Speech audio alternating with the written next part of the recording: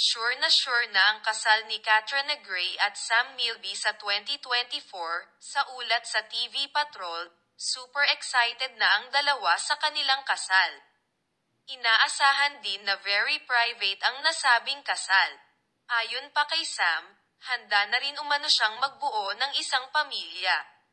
Pero kahit gusto na magbuo ng pamilya, gusto muna nilang e-enjoy ang kanilang honeymoon stage matapos ang kasal.